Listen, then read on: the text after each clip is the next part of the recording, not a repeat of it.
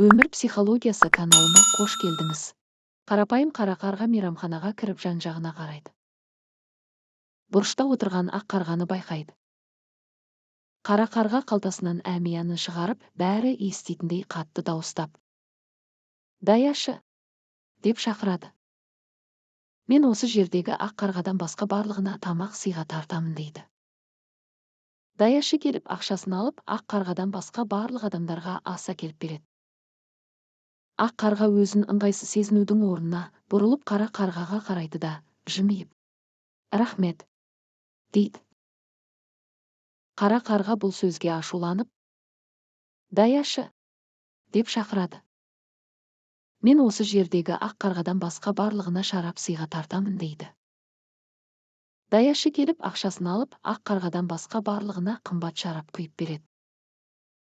Ақ қарға ренжудің орнына тағы да бұрылып: «Рахмет!» дейді. Бұған одан бетер жыны келген қара қарға даяшыдан сұрайды: «Мына ақ қарғаның есі дұрыс па? Мен бәріне тамақ, шарап беріп, оған бермегенде рахмет дегені несі?» «Себебі ол осы мейрамхананың қожайыны» дейді даяшы күліп. Мораль: біреуге әдейі әрекет жасағанда, сіз әрқашан, ең болмағанда, ең алдымен өзіңізге зиян келтіресіз. Өз қалауыңмен ақ қарға бола алмайсың. Бұл үшін кәсіп пен талант керек. Ақ қарға болып туылу керек. Ақ қарғаны жамандауға болады, бірақ оны қаралау мүмкін емес. Ол ақ қой. Оған басқаларға қарағанда қиынырақ.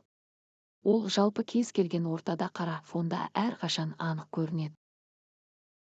Сондықтан әдетте ол барлық шабуылдардың нысанасына айналады. Орманда екі қарға тұрды.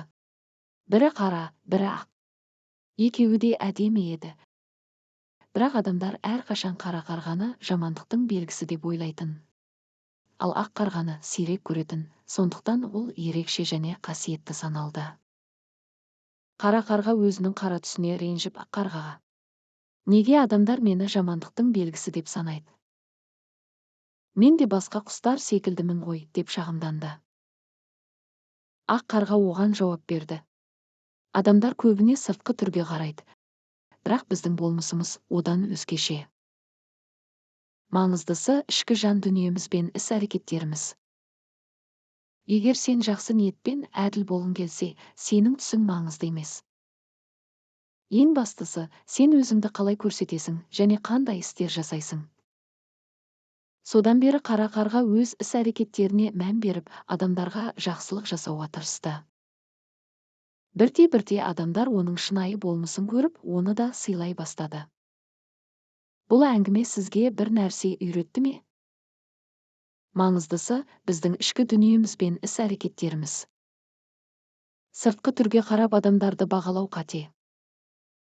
Әркімнің жүрегінде жақсылық бар, оны көру керек.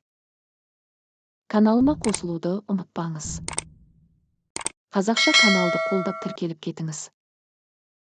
Рахмет!